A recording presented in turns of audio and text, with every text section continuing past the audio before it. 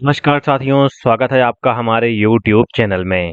आप छत्तीसगढ़ की किस जगह से हमारे समाचार सुन रहे हैं, कृपया कमेंट बॉक्स में लिखकर हमें जरूर बताएं। साथ ही हमारे चैनल को सब्सक्राइब करना ना भूलें। रायपुर से प्रस्तुत हैं छत्तीसगढ़ के प्रादेशिक समाचार। समाचारों के साथ में विपिन शुक्ला। पहले मुख्य समाचार। केंद्र सरकार ने 35 जरूरी दवाओं की खुदरा कीमतों में कटौती की। राज्य सरकार ने हाफ बिजली बिल योजना के अंतर्गत दी जाने वाली छूट की सीमा में किया संशोधन। अब प्रति माह दी जाने वाली 400 यूनिट की छूट के स्थान पर 100 यूनिट तक की मासिक खपत पर 50% रियायत दी जाएगी। रायपुर पुलिस ने बड़े ड्रग्स रैकेट का किया भंडाफोड़। 9 लोगों को गिरफ्तार कर करीब 1 करोड़ रुपए की हेरोइन जब्त की। और मोहला मानपुर अंबागढ़ चौकी और बस्तर जिले में 2 अलग अलग घटनाओं में तालाब में डूबने से 5 बच्चों की मौत। मुख्यमंत्री ने बारिश के मौसम में लोगों से गहरे जल स्रोतों से दूरी बनाए रखने की अपील की। अब समाचार विस्तार से।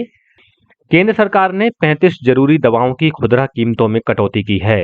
राष्ट्रीय औषधि मूल्य निर्धारण प्राधिकरण ने जिन दवाओं की कीमतों में कटौती की है, उनमें एंटी इन्फ्लेमेटरी, हृदय रोग, एंटीबायोटिक, मधुमेह और मानसिक रोगों से संबंधित दवाएं शामिल हैं। इनमें प्रमुख दवाएं हैं पैरासीटामोल, एसिक्लोफेनॉक, एमोक्सिसिलिन, पोटेशियम क्लेबुलेनेट और एटोरवास्टेटिन। स्वास्थ्य सेवाओं को सुलभ बनाने के उद्देश्य से ये कटौती की गई है। इससे पुरानी बीमारियों से जूझने वाले मरीजों को लाभ पहुंचेगा, क्योंकि इनमें दिल की बीमारियों और सूजन को कम करने वाली दवाएं भी शामिल हैं। मुख्यमंत्री विष्णुदेव साय ने केंद्र सरकार द्वारा 35 आवश्यक दवाओं की कीमतों में कटौती किए जाने का निर्णय का स्वागत किया है। उन्होंने कहा कि इस मूल्य कटौती से छत्तीसगढ़ जैसे आदिवासी बहुल राज्य में गरीबों, श्रमिकों, किसानों, महिलाओं और वृद्धजनों को इसका लाभ मिलेगा। राज्य सरकार ने हाफ बिजली बिल योजना के अंतर्गत दी जाने वाली छूट की सीमा में कुछ संशोधन किया है। अब प्रतिमाह दी जाने वाली 400 यूनिट की छूट के स्थान पर 100 यूनिट तक की मासिक खपत पर 50% रियायत दी जाएगी।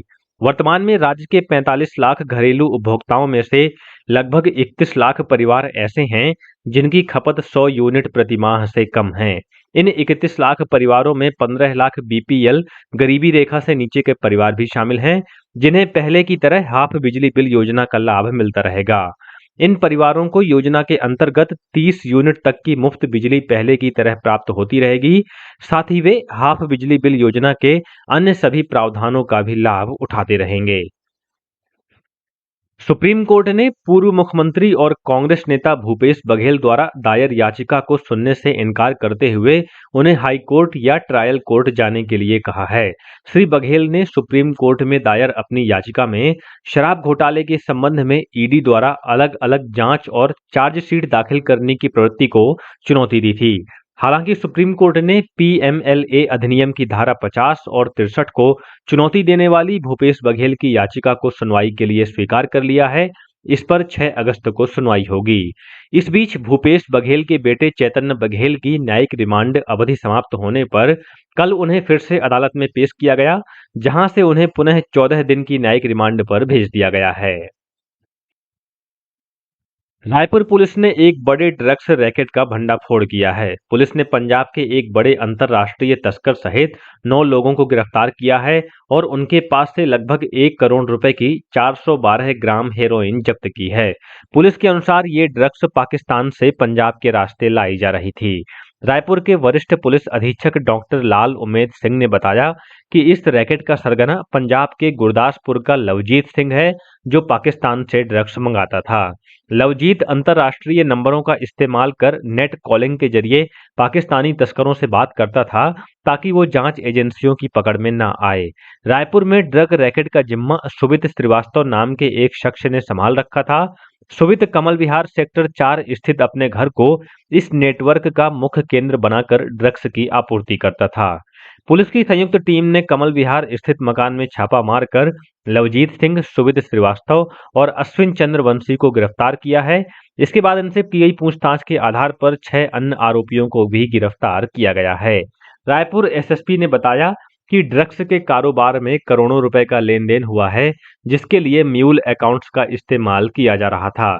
पुलिस को उनके पास से वीडियो और लोकेशन शेयरिंग के सबूत भी मिले हैं, जिनका इस्तेमाल वे ग्राहकों तक हेरोइन पहुंचाने के लिए करते थे। सभी गिरफ्तार आरोपियों पर एनडीपीएस एक्ट के तहत एफआईआर दर्ज की गई है। एसएसपी डॉक्टर लाल उमेद सिंह ने बताया कि ड्रग्स की तस्करी को रोकने के लिए पुलिस द्वारा पिछले काफी दिनों से अभियान चलाया जा रहा है।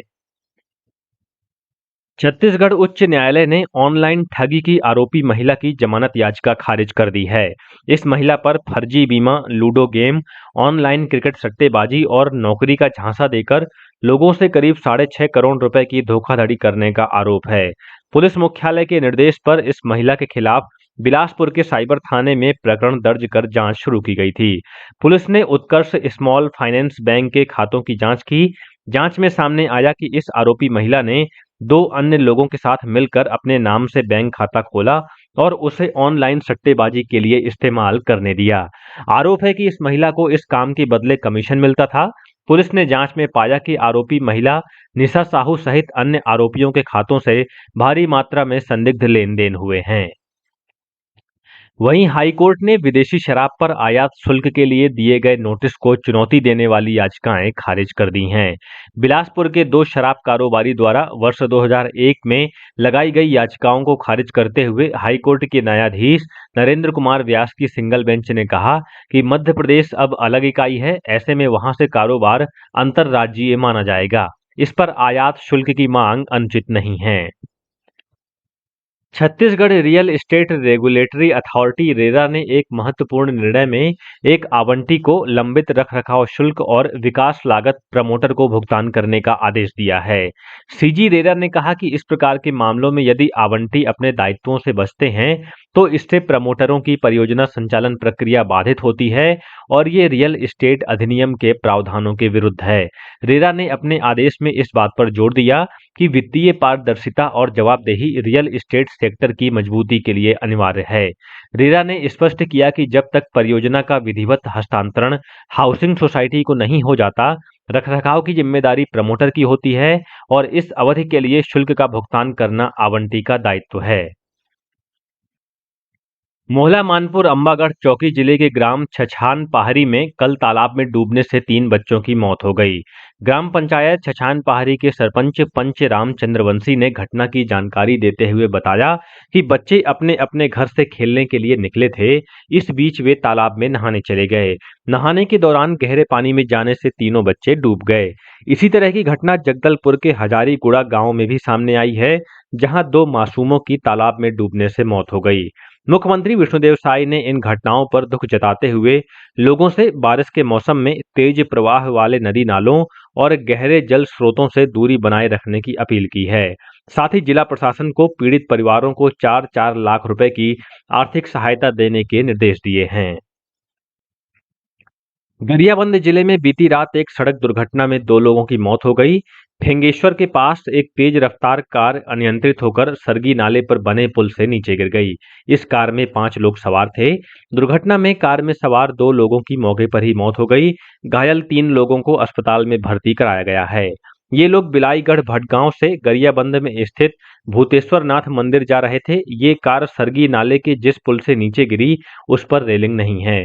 फिंगेश्वर पुलिस ने मामला दर्ज कर हादसे की जांच शुरू कर दी है।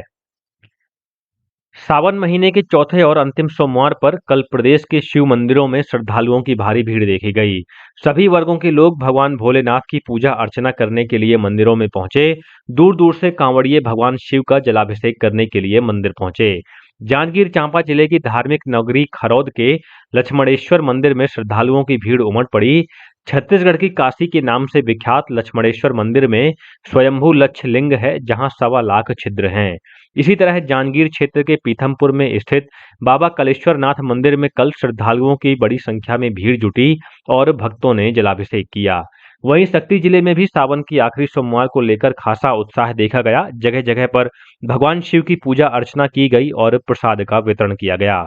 उधर गरियाबंद के राजिम में कुलेश्वर नाथ महादेव के मंदिर पर भी कल भक्तों का सैलाब उमड़ पड़ा।